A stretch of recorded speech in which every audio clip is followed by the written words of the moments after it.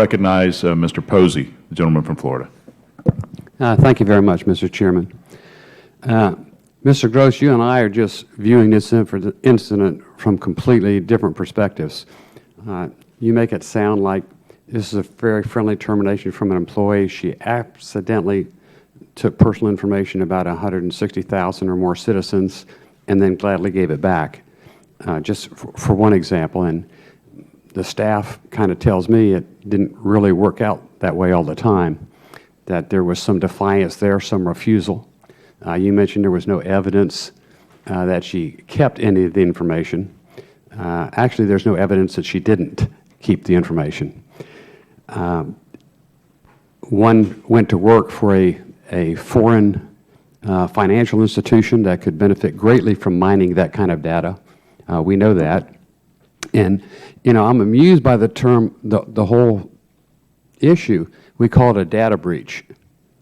You know, where I'm from, we call it a theft. If you take something that's not yours, that's called a theft. We don't call it a data breach back home. Maybe just because we're talking about electronic records, we're no longer going to call it a theft. We're going to call it a data breach. But the fact is, tens of thousands of American citizens are compromised because of this. And my question for you, Mr. Gibson, in your testimony, you stated that if the threshold for a criminal investigation is not met, the responsibility lies with the FDIC to pursue the civil and administrative remedies.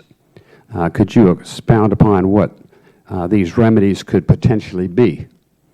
Surely there will be clear punitive measures for the perpetrators of such a breach. Are there any of these former employees currently on administrative leave, getting a full paycheck, receiving a pension like the IRS people were? There needs to be consequences for these actions. Sir, as former employees, they're not on the payroll. And I do not believe that any of these individuals have retired or are receiving pensions, but I don't know for sure. I believe that they all left for other employment opportunities in other places.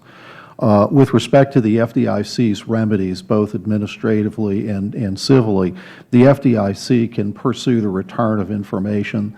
The FDIC could take actions to enjoin an individual from using, disseminating, taking any action with respect to that information.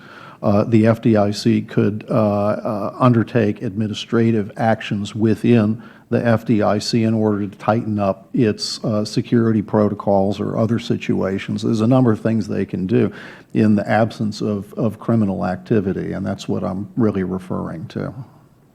Okay, but just on a practical basis, you know, somebody walks into a retail store without the owner's permission and steals 160,000 items. The store owner comes back and figures out somebody stole this, went to them, they say, oh, okay, well, I'll give you back these particular items, is all I'm going to admit that I accidentally took from your store. That doesn't eliminate the fact that there was a theft from the store, just because they gave back at least some of the items that they illegally took. Do you see any similarity to the example I'm drawing in what happened here? Well, sir, I understand the example that you're using, and I would agree in that particular situation. I mean, the fact that somebody robs a bank and gives the money back doesn't mean that they didn't rob the bank. That's absolutely right. For us to pursue a criminal case, however, one of the things that we're going to have to be able to establish in connection with our case is specific intent on that person's part. If the material was removed inadvertently, which is the FDIC's conclusion with respect to that, we have a bar right up front to being able to pursue a criminal case in the face of that determination. I'm not saying that we can't, but we're going to need some facts that get us over that and allow us to be able to pursue that sort of a case. Have you exhausted the questioning of the people involved? Have they voluntarily come forth? Do you need to depose them? Are you in a position where you could depose them and ask the kind of questions you'd like to see answers to and I'd like to see answers to? Sir, when we conduct a criminal investigation, we do so when we have probable cause to believe that there's been a crime that's been committed. Prior to that time, we conduct something called an inquiry. And the methods that we use in conducting that are somewhat less intrusive than the methods that we would use to conduct an investigation. When information comes to us where we are able to open an investigation, we do. And in one of these cases, we have. If additional information were to come forward to us that would enable us to open a case, we certainly would be asking those questions.